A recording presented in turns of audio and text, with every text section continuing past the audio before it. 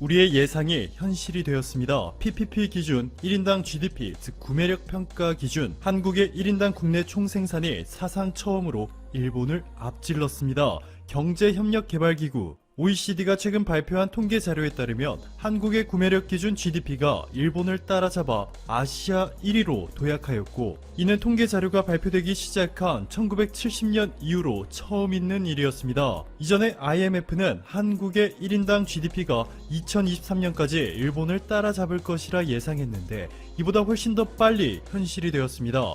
일본이 오랜 기간 동안 고령화, 경기 침체, 미래산업 개발 실패 등을 겪으면서 경제가 무너져 내렸지만 아베 내각이 아베노믹스의 실패를 인정하지 않고 그대로 방치해두자 한국에 아시아 1위 자리를 내주게 되었습니다. 이 소식을 접한 일본은 상당한 충격을 받았는데요. 일본 경제 미디어 다이아몬드는 미국과 일본의 GDP 차이는 이미 잘 알고 있어 충격이 아니다. 그런데 한국이 일본을 추월했다는 것은 정말 충격적이다 라며 뒷목을 잡는 듯한 보도를 쏟아냈습니다.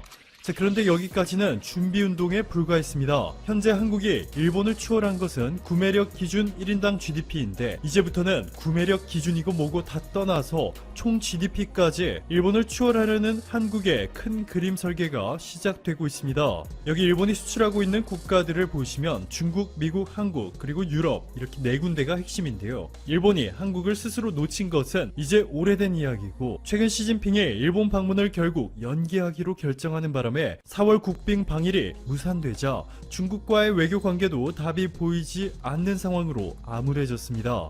자, 이런 상황에서 결국 일본에게 남은 희망은 미국과 유럽인데요. 최근 유럽에서마저 한국과의 경쟁에서 완벽하게 패하면서 최대의 위기를 맞이하고 있습니다.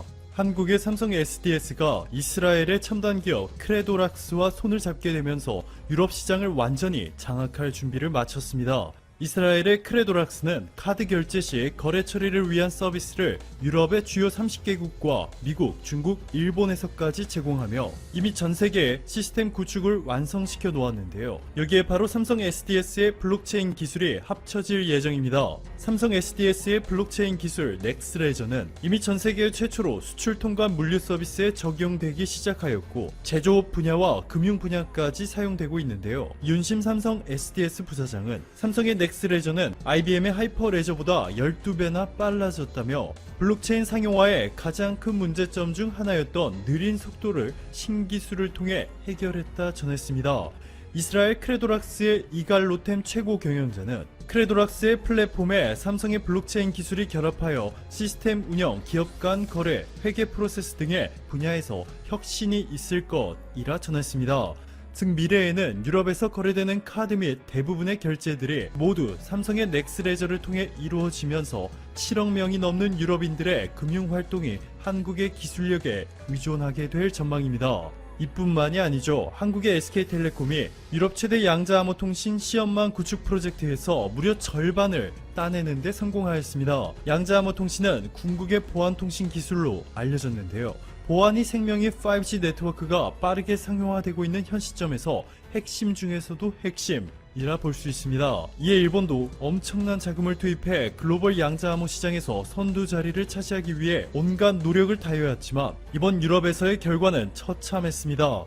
이번 최대 규모의 유럽 양자암호 통신 시험망 구축 프로젝트는 독일의 베를린, 스위스 제네바, 스페인 마드리드, 오스트리아 빈 등 유럽의 주요 도시 총 30개 구간에 양자암호 통신망을 구축한다는 초대형 사업인데요. 30개 도시 중에서 무려 14구간을 한국의 SK텔레콤이 독차지하였습니다. 정확하게 말하면 SK텔레콤이 700억 원을 주고 인수한 IDQ라는 회사를 통해 이번 사업을 따낸 것이죠. 길이만 무려 1400km에 달하는데 한국 기업의 놀라운 성과 때문에 그간 사활을 건 일본의 도시반은 SK의 절반도 채 되지 않는 6개의 구간만 획득하는 데 그쳤습니다. 일본으로서는 매우 실망적인 결과죠. 여기에 SK텔레콤은 유럽 최대 이동통신사인 독일의 도이치텔레콤과 손을 잡고 한국의 5G 기술을 기반으로 한 5G 중계기를 독일의 주요 도시마다 구축하기로 하였습니다.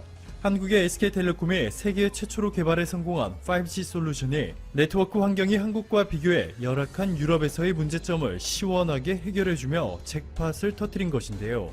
오래전부터 유럽 통신사들과 사업 협력을 추진한다고만 발표한 뒤 아무런 눈에 띄는 성과를 거두지 못하고 있는 일본 통신 회사들이 한국과 상당히 비교되고 있습니다. 보시는 것처럼 반도체와 바이오, IT 등 미래 유망 산업들을 중심으로 글로벌 시장을 제패하고 있는 한국과는 달리 일본 경제를 주도하고 있는 회사들은 이미 하향세를 그리고 있는 자동차 산업의 NTT 도코모, 소프트뱅크, KDDI 등의 통신 회사들이죠. 그런데 이 통신 회사들마저 글로벌 시장에서 한국과의 경쟁에서 밀려 추락하면서 일본이 받을 타격은 상상 이상으로 불어나고 있습니다.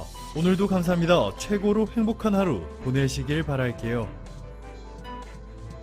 한국은 영원히 일본 아래의 국가이다? 일본의 망언이 끊이질 않네요. 추천 한번 정중히 부탁드리면서 들어가 보겠습니다. 돈 되는 라디오 또 포트폴리오가 궁금하신 분들은 동영상 정보란 참고하시면 됩니다. 본격적으로 들어가 보죠.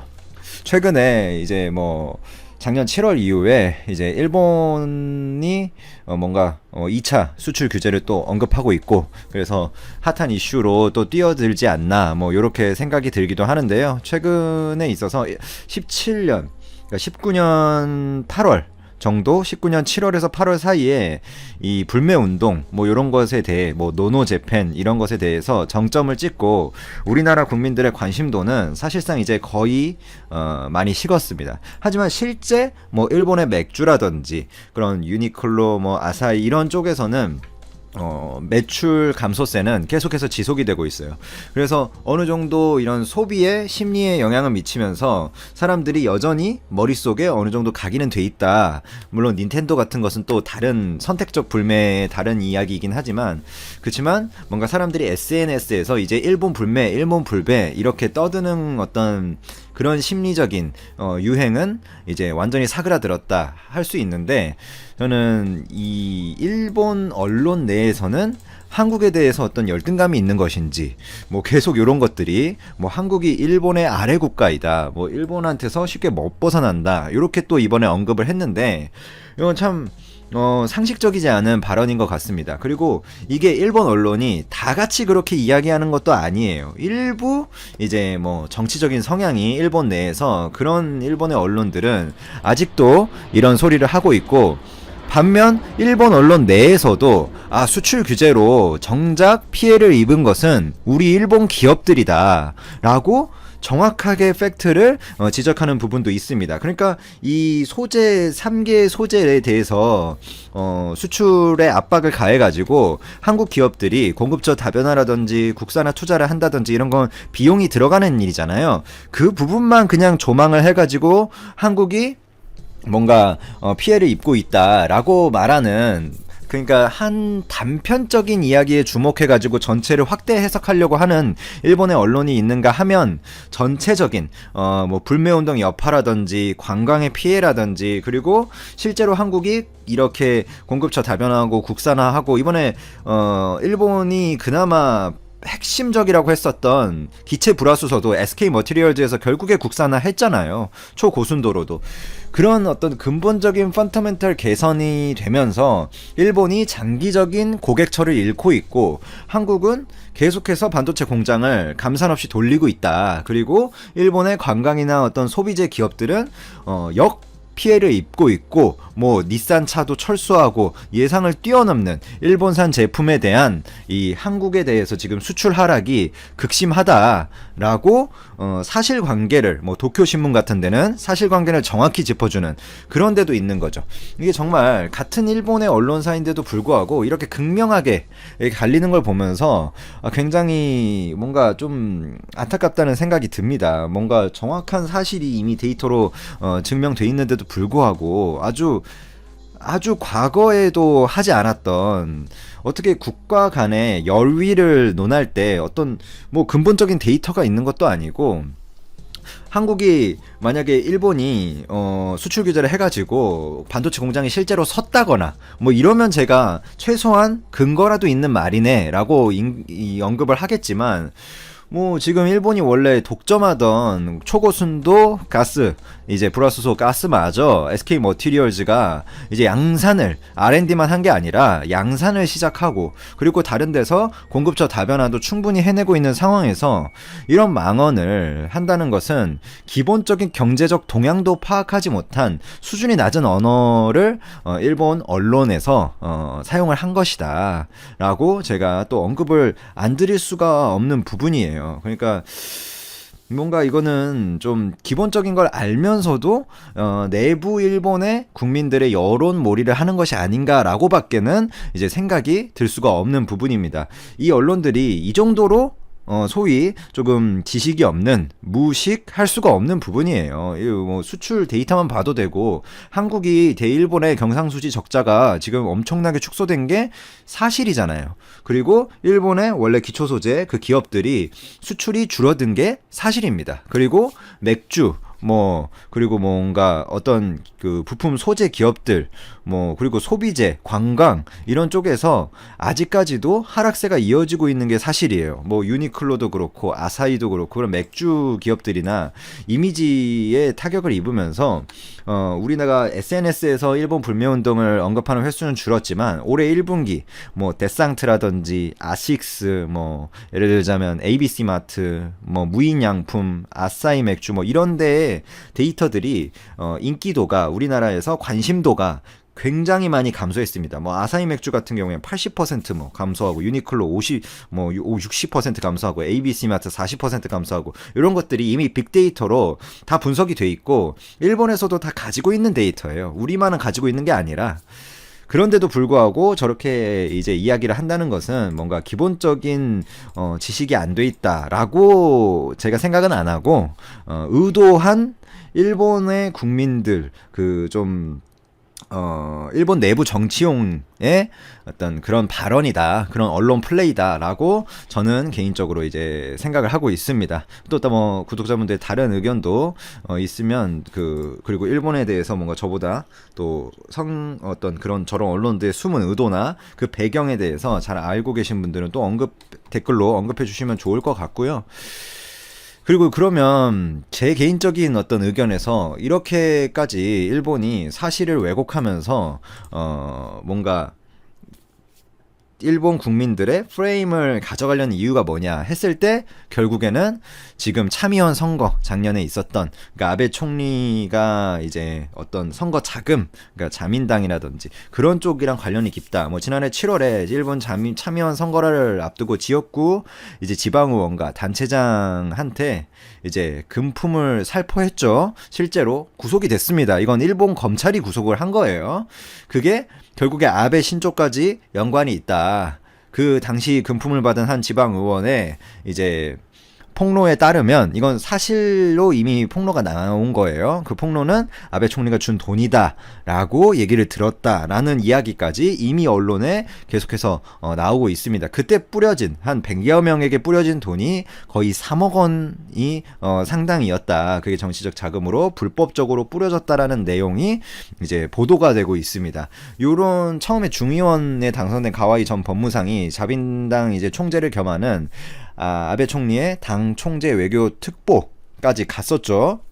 그리고 작년 9월에 법무상에 발탁이 됐었는데 결국에 돈을 뿌렸다라는 어떤 이런 부분들 그리고 지도부의 전폭적 지원을 받은 부인이 또 선거구의 야당 후보에 밀려서 2위로 당선하고 어쩌고 저쩌고 하면서 결국에 비리들이 막 드러나니까 자진해서 이제 내려왔었죠. 그리고 이게 벚꽃 작년에 뿌렸던 것과도 연관이 되고 최근에 세계보건 이슈에 대해서 굉장히 잘못된 대처를 아베가 하면서 여러 가지로 악재를 겹치면서 실제로 일본 국민 제가 이거를 전 법무상의 개인적인 이슈를 가지고 아베한테 덮어 씌우고 이런 게 아니라 일본 국민들이 이 법무상의 어떤 비리의 책임이 아베에게 있다라는 여론조사를 했을 때 반이 넘는 일본 국민이 그렇다 아베에게 있다 이 책임을 물어야 된다라고 답을 했어요. 그러니까 저는 어떻게 보면 이 일본 국민들의 여론을 가지고 대변을 해서 대해서 일반 말할 뿐입니다. 민주주의 국가에서는 다수의 의견이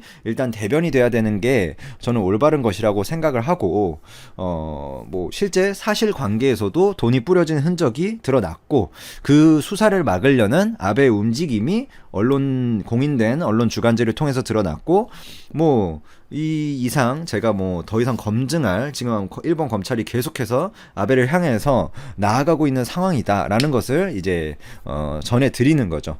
그래서 뭐 여러 가지 이 뭐 스가 장관이라든지 그러니까 스가 요시히데 관방 장관이죠. 그래서 수사 중인 사안이라 뭐 코멘트 할 수가 없다라면서 이게 계속 뭐라고 해야 되죠? 이런 거를 꼬리 자르기라고 해야 될까요? 이런 식으로 뭐 좀 너무 과거일 대처하듯이 하고 있는데, 그러면서 반대쪽에서 이런 여러 가지 이슈들을 터뜨리는 겁니다. 일본의 어떤 자존심, 뭐 한국이 지금 일본을 뭐 어떻게 하고 있다. 그래서 우리가 막 이렇게 해야 된다. 한국은 뭐 형편없다. 우리보다 아래다. 근데 이렇게 하고 있다. 뭐 이렇게 내부 언론 플레이 중에 그 국민의 감정을 자극해서 시선을 다른 데로 쏠리게 만들어서 뭔가를 하려는 이런 어떤 좀 어떻게 보면 싸구려 플레이를 하고 있다라고 개인적으로 생각을 하는데, 이 부분에 대해서도 제가 정답일 수 없으니 여러 가지 토론들 댓글에서 있었으면 좋겠습니다. 감사합니다.